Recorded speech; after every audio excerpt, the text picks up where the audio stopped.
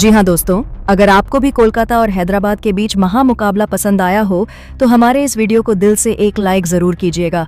आज के वीडियो का लाइक टारगेट केवल 1000 का है दोस्तों। कोलकाता के मैदान पर दहाड़ा रघुवंशी और अजिंक्य रहने का बल्ला हैदराबाद के गेंदबाजों का कब्र खोदते हुए ईडन गार्डन के मैदान को बनाया श्मशान और फिर अंत में वेंकटेश रिंकू मचाई तबाही। तो आखिर कैसे रघुवंशी की घातक बल्लेबाजी के आगे नतमस्तक हुए? हैदराबाद के एक से बढ़कर एक गेंदबाज, कोलकाता की टीम ने कितने रनों का रखा? हैदराबाद के सामने लक्ष्य किस बल्लेबाज ने ठोके सबसे तेज अर्धशतक? इन दोनों टीमों के बीच रोंगटे खड़े कर देने वाले मुकाबले की पूरी हाईलाइट तो हम आपको इस वीडियो में जरूर दिखाएंगे। लेकिन उससे पहले आपको क्या लगता है, इस बार आईपीएल की चमचमाती हुई ट्रॉफी कौन जीतेगा? आप खुद नीचे कमेंट करके जरूर बताइए दोस्तों। ईडन गार्डन के मैदान पर शुरू हुआ। इस मुकाबले में सिक्का उछाला गया तो हैदराबाद की टीम ने जीता और पहले गेंदबाजी करने का फैसला किया। वहीं कोलकाता को बल्लेबाजी करने के लिए आमंत्रित किया। कोलकाता की तरफ से पारी की शुरुआत करने के लिए दो खतरनाक बल्लेबाज क्विंटन डिकॉक के साथ सुनील नारायण आए।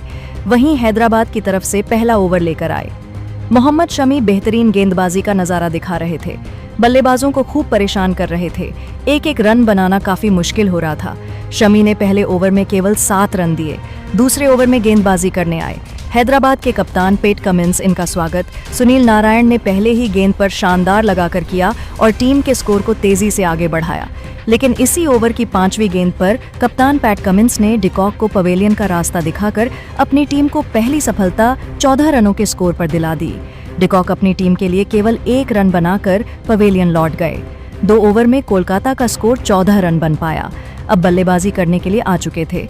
अजिंक्य रहने तीसरे ओवर में गेंदबाजी करने आए हैदराबाद की तरफ से मोहम्मद शमी, और इस बार उन्होंने आते ही ओवर की तीसरी गेंद पर सुनील नारायण को पवेलियन का रास्ता दिखाकर कोलकाता की कमर तोड़ दी। सुनील नारायण अपनी टीम के लिए केवल 7 रन बनाकर पवेलियन लौट गए। हैदराबाद की टीम मैच में पूरी तरह से हावी हो चुकी थी। वहीं कोलकाता की टीम बैकफुट पर आ चुकी थी। अब कोलकाता की तरफ से 2 नए बल्लेबाज आ चुके थे। अजिंक्य रहाणे का साथ देने के लिए रघुवंशी। इन दोनों खिलाड़ियों के कंधों पर टीम की पूरी जिम्मेदारी टिकी हुई थी।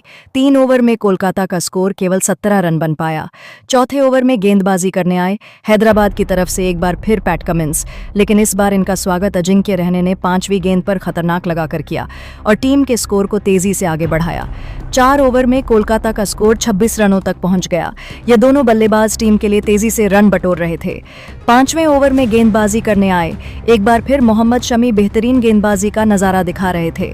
अपनी जाल में कोलकाता के बल्लेबाजों को जकड़ कर रखा हुआ था। एक एक रन बनाना काफी मुश्किल हो रहा था, लेकिन तभी अजिंक्य रहने ने अपने बल्ले का मुंह खोला और ओवर की चौथी गेंद पर खतरनाक जड़कर उनका स्वागत किया। धीरे धीरे कोलकाता की टीम मैच में वापसी करती हुई नजर आ रही थी। पूरी जिम्मेदारी अजिंक्य रहाणे के कंधों पर आ चुकी थी। अजिंक्य रहाणे की बल्लेबाजी देखकर रघुवंशी ने भी अपनी बैटिंग में बदलाव किया और मोहम्मद शमी के ओवर का अंत खतरनाक चौक के साथ कर अपनी टीम को 5 ओवर में इन दोनों बल्लेबाजों ने 38 रनों तक 2 विकेट पर पहुंचा दिया। पावर प्ले के अंतिम ओवर में हैदराबाद की तरफ से बॉलिंग स्पेल में बदलाव दिखा और इस बार गेंदबाजी करने आए सिमरजीत सिंह।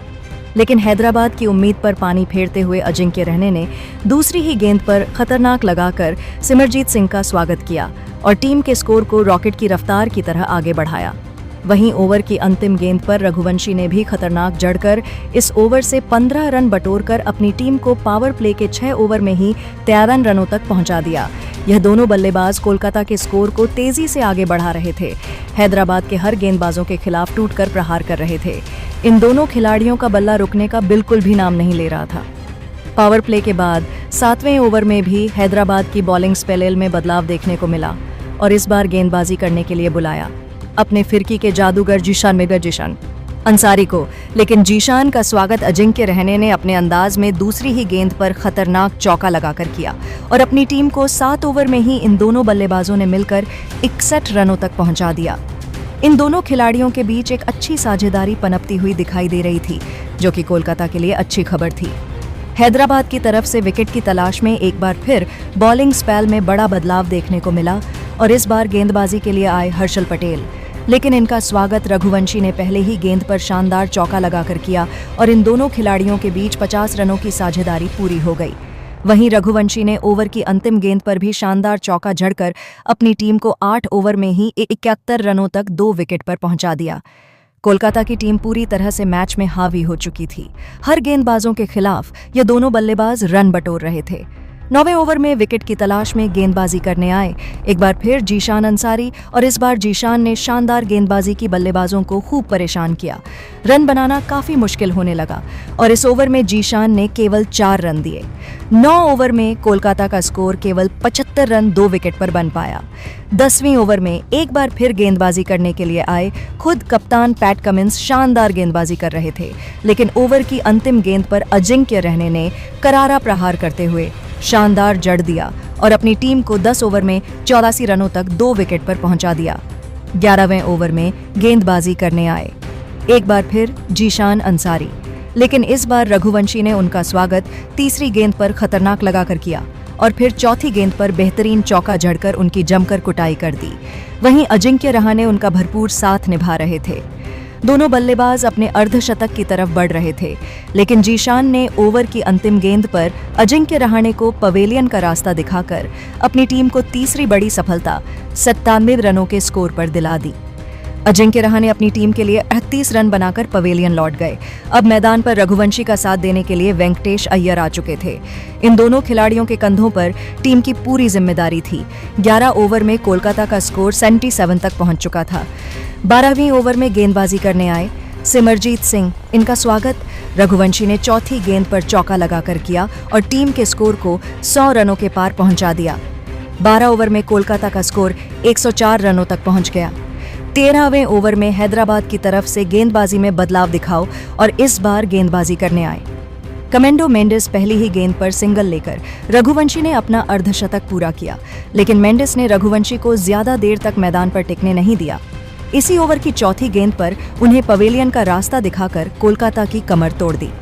106 रनों के स्कोर पर कोलकाता का चौथा विकेट गिर गया। रघुवंशी टीम के लिए 50 रन बनाकर पवेलियन लौट गए, लेकिन वेंकटेश मैदान पर टिके हुए थे। उनके साथ देने के लिए आए रिंकू सिंह 13 ओवर में कोलकाता का स्कोर 108 रनों तक पहुंच गया। 14वें ओवर में हर्षल पटेल ने बेहतरीन गेंदबाजी की और केवल 5 रन दिए। 14 ओवर में कोलकाता का स्कोर 113 रनों तक बन पाया। जिस तरह से कोलकाता का स्कोर आगे बढ़ रहा था और ये दोनों बल्लेबाज खेल रहे थे।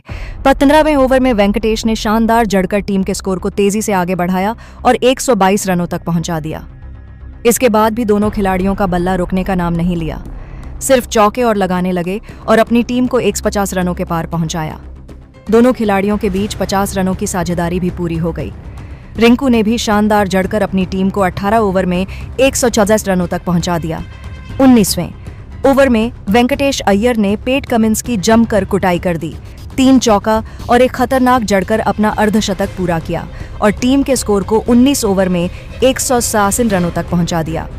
बीच में ओवर में भी वेंकटेश अय्यर ने हर्षल पटेल की जमकर कुटाई की, लेकिन इसी ओवर में वेंकटेश अपना विकेट दे बैठे और 107 रनों के स्कोर पर कोलकाता को 5वां झटका लगा स्ट्राइक पर आ चुके थे आंद्रे रसेल। इन दोनों ने मिलकर हैदराबाद के सामने 211 रनों का लक्ष्य रखा। लेकिन दोस्तों, अब आपको क्या लगता है, इस बार IPL की चमचमाती हुई ट्रॉफी कौन जीतेगा? आप खुद नीचे कमेंट करके जरूर बताइए और ऐसी ही नई वीडियो के लिए हमारे चैनल लाइव क्रिकेट को सब्सक्राइब करिए। धन्यवाद।